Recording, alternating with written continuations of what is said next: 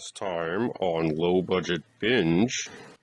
Knowing my fair share of ancient myths and how they often end in utter tragedy, instead we get machine guns, armed guards, and multiple murders as if this were an 80s Schwarzenegger flick. His prominent brow line always made me feel like he would be a much better bad guy thug type. Processed foods are provided to the couple. When he finally goes Lulu cuckoo, he serves up the ham cooked to perfection. What happens next is the stuff of ancient Greek myth and tragic fairy tale. And now, the next death-defying chapter of Low Budget Binge.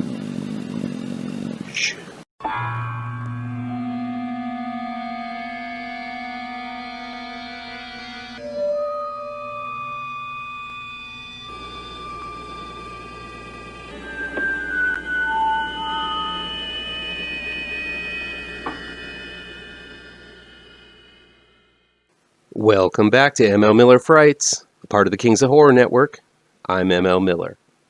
While you might be watching this video on the Kings of Horror Network, I urge you to click over to my ML Miller Frights page and give it a like, share with your buddies across the electronic superhighway, click subscribe to this channel, and don't forget to ring that bell for notifications. Let's get the word out to new folks so we can make ML Miller Frights, as well as the Kings of Horror Network, bigger and better. Low Budget Binge is where we venture down the path less traveled and look at low budget, no budget, and sometimes international films that never get the top billing you see with the usual Hollywood fare. I'll indicate in the review and down below where you can find these films, along with their trailers. Here we go. Killer Therapy is new on-demand and digital download from 4Digital Media. Director Barry J. seems to have a pretty poor opinion of therapy, as evidenced by the abysmal representation he offers in his film, Killer Therapy, which seems to want to blame the system rather than the individual in terms of criminal and psychotic behavior. Now, I'm not saying there isn't an argument that institutionalization doesn't have its adverse effects on the human psyche, but I don't think this film is helping that case one bit. Killer Therapy follows the tragic life of Brian Langston, played by Jonathan Tyser as a kid, and Michael Olegui as an adult. In and out of psychiatric facilities through most of his life, every time Brian tries to go home and reacquaint himself with a normal life, something happens to toss him back inside a mental hospital with a worse therapist than he had before. As with most kids in the system, Brian runs the gauntlet of therapists, medications, and treatments, and by the time he is of adult age, he doesn't really know anything but the inside of a hospital. Yet he is released and sent home nevertheless. This pretty much encapsulates the first hour of Killer Therapy, but if you read the official synopsis of it, the film seems to want to be called a slasher. Unfortunately, the slasher, serial killer aspects really don't come into play until the last half hour, and most of that takes place within about a 5-minute montage. Needless to say, this isn't your typical slasher, though Brian seems to slip right into slasher territory pretty easily in the last act. Filmmaker Barry J. really seems to want to let the viewer know every minute of abuse, torment, and self-fulfilling prophecy that occurs in Brian's life. Had the final half hour been worth the wait for the real carnage to occur, I would have supported this journey. But the film builds to such a lackluster, cliched, and rushed climax that it really does feel like this filmmaker simply forgot what kind of film they were making. On top of that, the therapy given in this film is either terrible, outdated, or completely simplified. Again, each therapist is introduced, and like a Bond villain, discourses maniacally about the process they are about to put Brian through, which takes a crazy chunk of time. If there was a need for a montage, instead of tossing it at the end for the murder spree, where you need the suspense and the tension, how about a montage of each of the therapists Brian receives? Or have one therapist use a myriad of techniques on Brian to simplify the story? None of that is used. In the end, this is just an overcomplicated mess of a film that overshoots its point with simply too much story to tell, not enough focus, and not enough understanding of how actual therapy works. I had a writing professor once tell me to write a whole backstory for my characters, including a detailed history of what led them to the moment that the story begins. He then said, put that away in a drawer and reference it from time to time in your story, but don't use it as your story. This will enrich your story and make the character much more interesting. I wish the folks behind Killer Therapy would have taken that advice. In the end, Killer Therapy feels more like a Lifetime movie depicting the tragic life of a kid in and out of mental institutions, starring some notable names in horror like P.J. Soles, Adrian King, Tom Matthews, and the kid who played Michael Myers in Rob Zombie's Halloween. Had these actors starred in a real slasher film, I'd be much more impressed, but any slasher elements seem like an afterthought, making the arduous road to the climax not really worth the trip. In the end, on a positive note, Killer Therapy does open on a memorable and effective scene as we are introduced to the young Brian wearing a monster mask. It's a fantastic prelude to the monster Brian will become, and is a wonderful jump scare as well. I only wish the scares would have continued to be as good after that. A Dark Path is new on-demand, digital download, and DVD. After a night of partying hard for a bachelorette party in Eastern Europe, a pair of sisters take a rental car through the countryside to the airport. Unfortunately, they find themselves stranded in a thick forested area with someone or something slinking around in the darkness outside.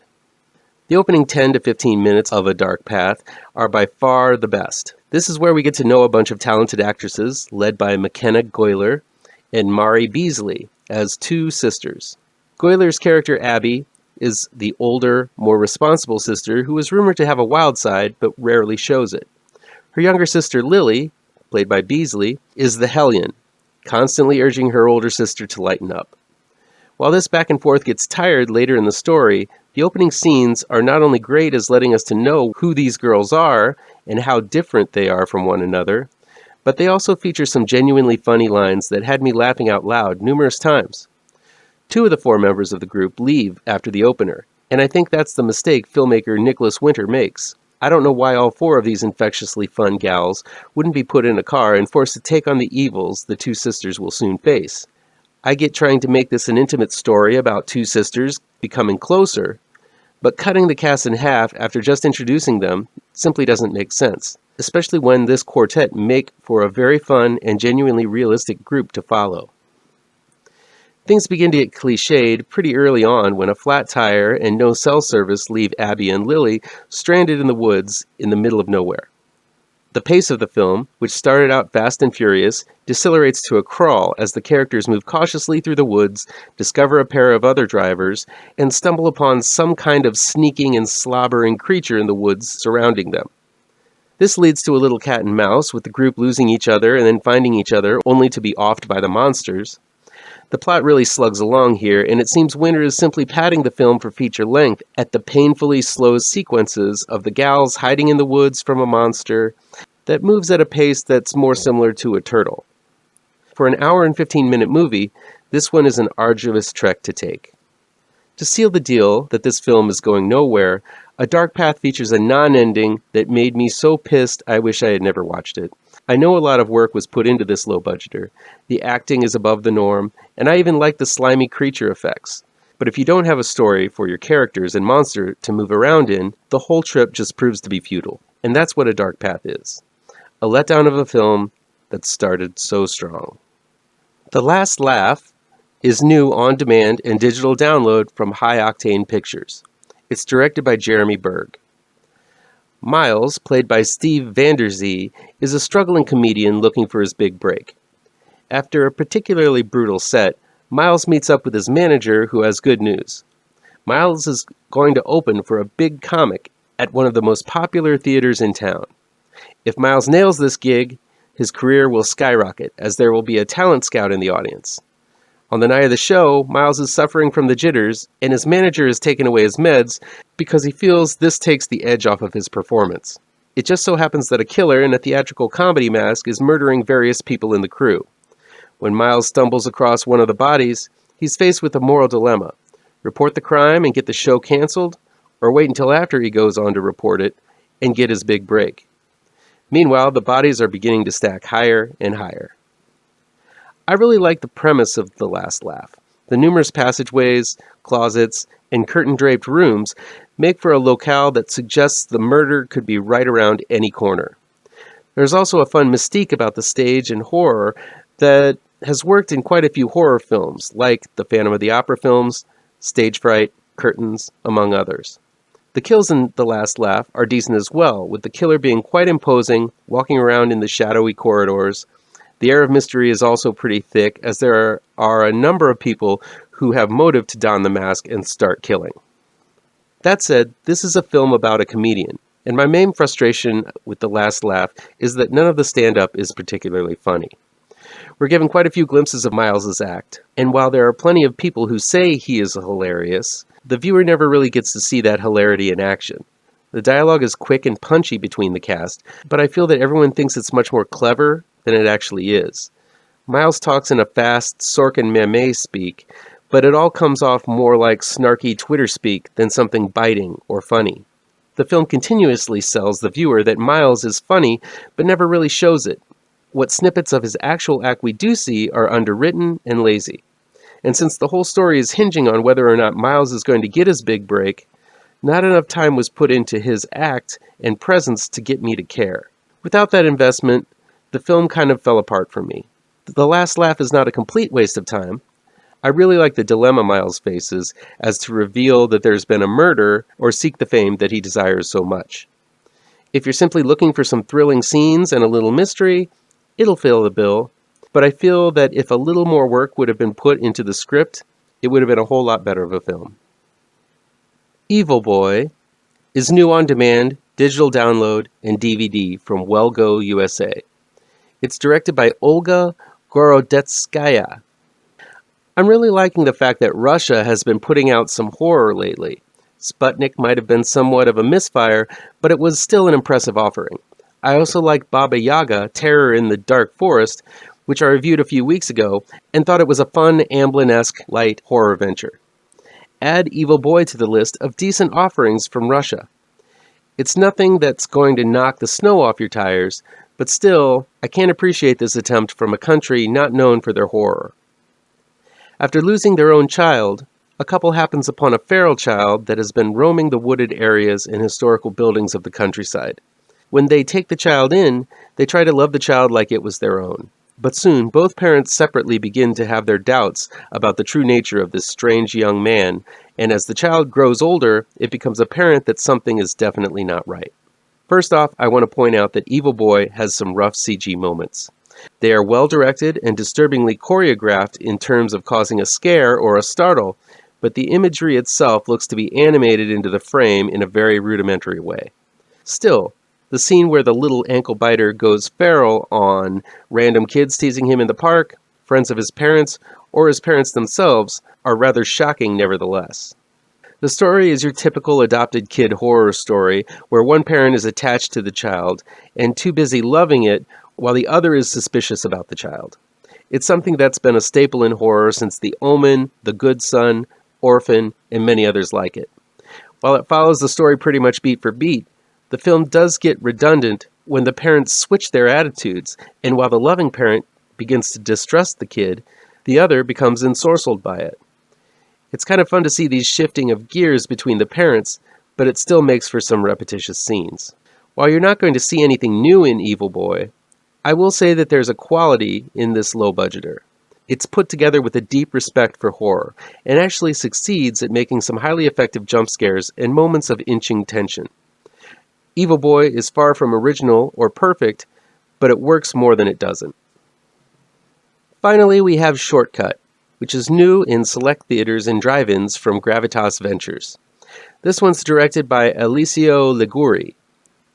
A group of teenagers are making their way through the countryside after a school outing. When the road is obstructed, the bus driver decides to take a shortcut through a heavily forested area off the map. After getting lost, the group run afoul of an escaped convict with a gun and something even more deadly in the dark woods around them. Amblin-esque is a code for a group of kids on their own against a very real and terrible danger. Films like this are usually Spielbergian in nature, like E.T., Explorers, Goonies, The Monster Squad, and somehow get away with putting a cast of kids in extreme peril. None of them really dies or gets maimed, but the danger nevertheless feels more sophisticated than your usual kiddie flick. These were films that not only the kids loved, but they were well made enough for the parents to love them too.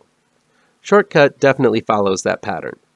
While there might be a bit of harsh language and some gore here and there, for the most part this is a film that I believe a family looking to watch a horror movie together might enjoy. If you're a hardcore horror fan, this one isn't really going to have the teeth for you, but if you're looking to indoctrinate your young one into the horror genre, I think this one will do the trick. The main reason for this is that the kids starring in Shortcut are decent actors, all written interestingly enough to become invested. There's a chunk-style kid with a loud mouth and a glandular problem. There's a nerdy Velma-style brainiac with glasses. There's the misunderstood rebel kid with the heart of gold. And then there are the main two kids who are destined to be a couple if and when they get out of this and are a little bit older. All of the young actors playing these common tropes are solid and really help with the watchability of Shortcut. The plot itself is less than original and really doesn't make a lot of sense. Something about a hidden bunker, military science experiments, and nocturnal monsters. The monster's not the greatest either, but it is a practical costume, a man in a suit type deal, and director Alessio Ligori seems to know it doesn't look the best, so most of it is showcased in shadow and quick clips. Still, the monster's rough looking, and one of the main weaknesses of the film itself. But despite these setbacks, I found myself rooting for this gang of likable kids to beat the stuffing out of the monster in the end. Shortcut is not grand cinema, but it's a fun time waster with a solid cast. That'll be it for today. If you like this video, please pound that thumbs up button. Share this video with your social media addicted pals. If you're looking for written reviews, you can find them on mlmillerwrites.com. Don't forget about the new trade paperback for my comic book horror series, Grave Trancers. It's out in all of the finer comic shops right now. And be sure to subscribe to this channel and ring that bell for notifications to be the first to see my future videos. Thank you so much for your time, and take care.